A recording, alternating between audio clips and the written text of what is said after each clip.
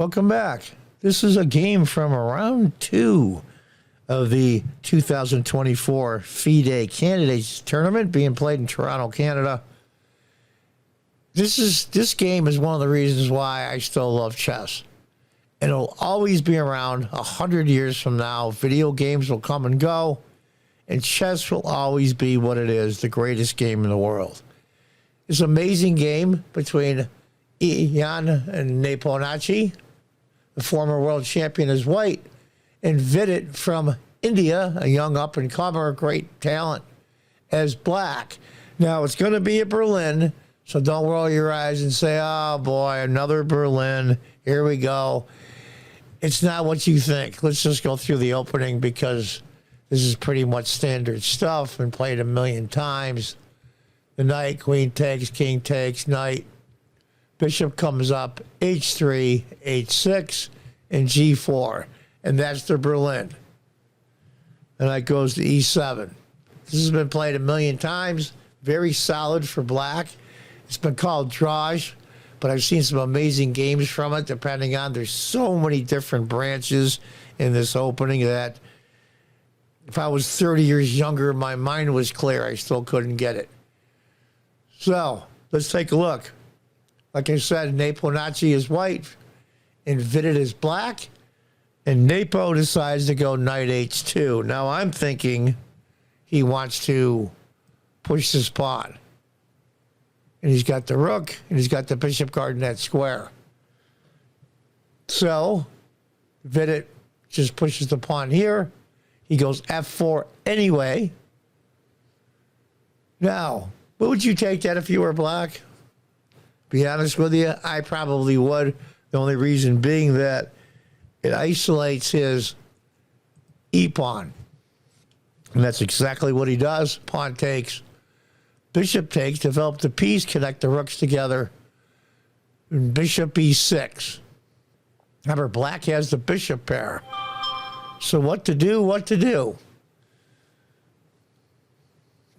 You check with the rook. He decided to put the knight on e4. Now, I'm looking at the computer off screen, and believe it or not, it's a slight advantage for white, which I'm surprised at. That's a really good knight there, by the way. He can go here and be a real pain in the behind. He can go here. There's just a lot of places this knight can go, but especially on the f6 square. b6, just to stop the knight from going, like I said, to c5. And here comes the knight back again after the pawn got out of the way for the f-pawn to move. Knight f6, excuse me, c5, and then knight f6. That's a great spot for that knight. Now, what is he going to do? Is he going to move the bishop to try to get the knight chased off? He decides to move the king. And that's one of the top moves of the computer as well. Now, I think 95% of us plus would immediately play one of the rooks to d1, probably the a rook, just to get the open file. But what black's trying to do, he's trying to bring his king up to here and eventually get this bishop out and connect the rooks. We'll see how it works out for him. You're going to see some very fascinating and incredibly complicated positions coming up here very shortly. King to g2, king comes up. King comes up. King keeps going. Usually when the queens are off the board, the king can be a little more maneuverable because the queen is the most powerful piece and the most dangerous piece. a5, there come the pawns. a3, got to put a kibosh to that. And you're going to see later that that square there, I think it's b3, is going to play a really crucial role. a4, just to stop what's going on. And finally, rook a to d1. So we finally got it. So what would you do? I think the vast majority of us players, we're not as good as these guys. These guys are world-class players. One's a former world champion. I think we would go bishop g7 an instant. just to get the last piece developed and connect the rooks. But knight c6, get that knight right out in the open. Hitting some key squares. I think he wants to push on the queen side. c3. Now, watch out for that b3 square. You're going to see later. It plays a huge role. Bishop b7 to hit the knight. He doesn't want to give up the knight. I might have put him on e4 in the middle of the board, but he decides to go this knight here. So what do you do? What do you do? What do you do? You're black. It's interesting. h5. What a good move. What a great move, as a matter of fact. If white takes, he exposes his king. If white takes here, this other rook can come over.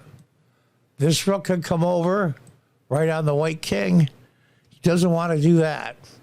So he just pushes the pawn, trying to use the bishop as protection to guard the pawn. And he's hoping, which, you know, we'll see if it happens, but I doubt it, that bishop will take the knight on f6. And then when he takes with a pawn, he can connect his pawns back again. The e-pawn won't be isolated anymore. Rook to a5. Rook to d1. Now, people were wondering, why didn't he play g6? That's a pretty good move, right? F takes. Rook over. Not so good. Let's go back to the game. Goes rook d1. And right now, off screen, the computer shows almost a 1 point advantage, 1 pawn advantage for black. So it's still close. Rook to b5. Here comes the rook after the b pawn. He brings the bishop all the way back. And you're going to see that later. That bishop going to c1 is going to play a huge critical role. I like the computer's choice, rook to f2 better, frankly. Rook to b3, here it comes. Now it's a small advantage for white. I think black might have misplayed it. Now I want to say at this point we're on move 26.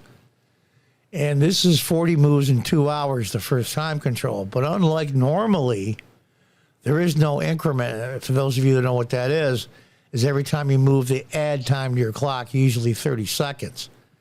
And the candidates here, it's 40 moves in 2 hours is the first time control with 0 increment. And as time is going on here, Vidit is black, is getting in huge, huge time trouble. And that ends up being very difficult for him.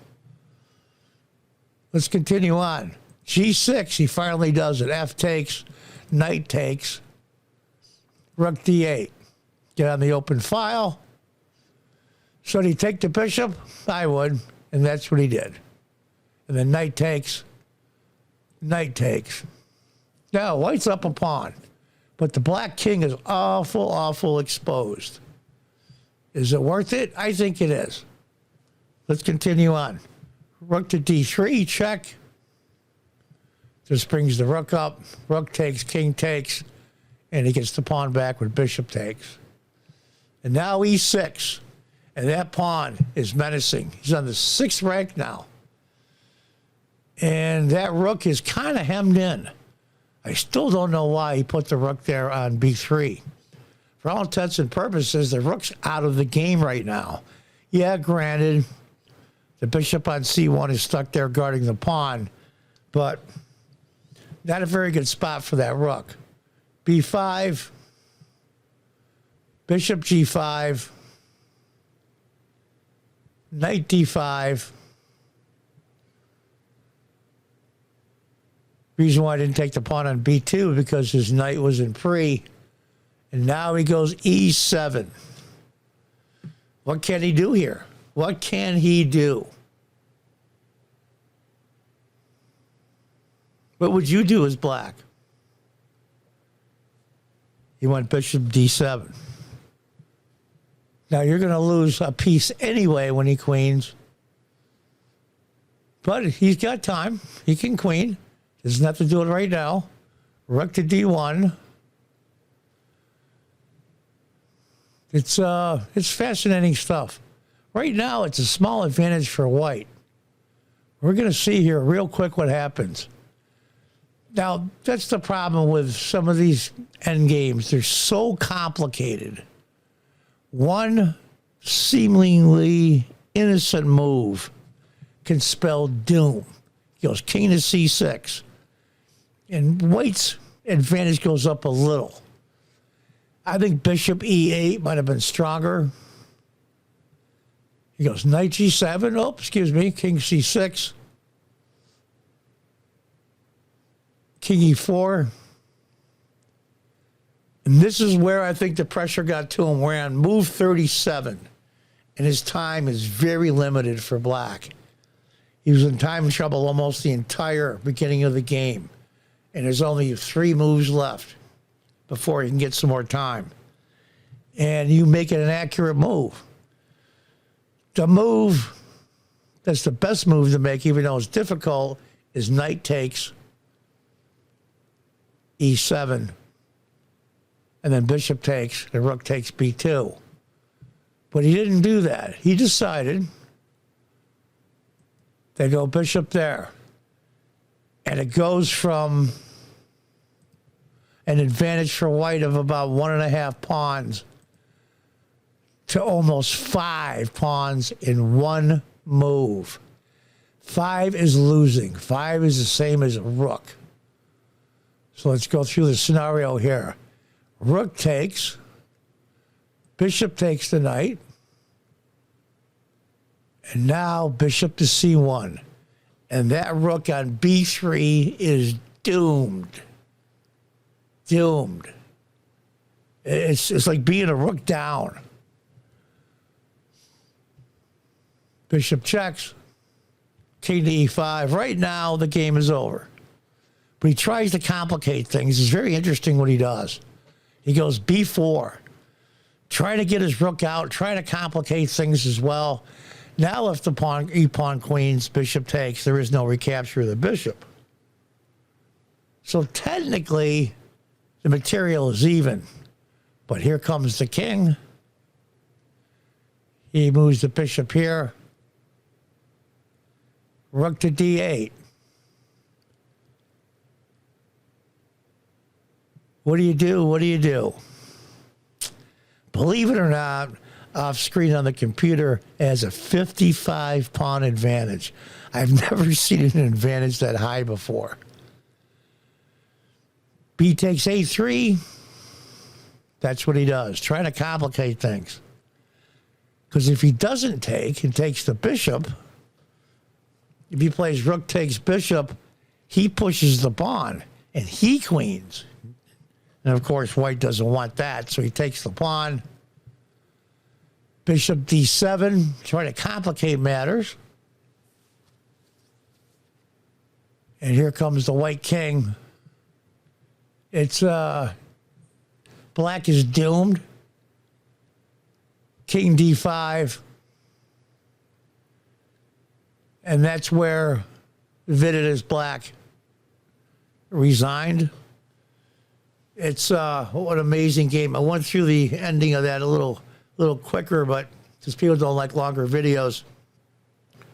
But stop the video, look at the position yourself. It was so complicated. One wrong move, or black, as you saw, lost it for him. But as white, you had to be incredibly accurate to keep the little advantage you had. All that work and all that great play just to get a draw when you had a winning position. It's incredible. It truly is. So there it is, folks. A great game. Those of you Naka fans like myself, Hikaru Nakamura drew round 2, and he also drew round 3 after he lost the first round. So like I said, just games like this are the reason why I still love chess. It'll always be the greatest game in the world. And until next time, God bless, goodbye, and good luck.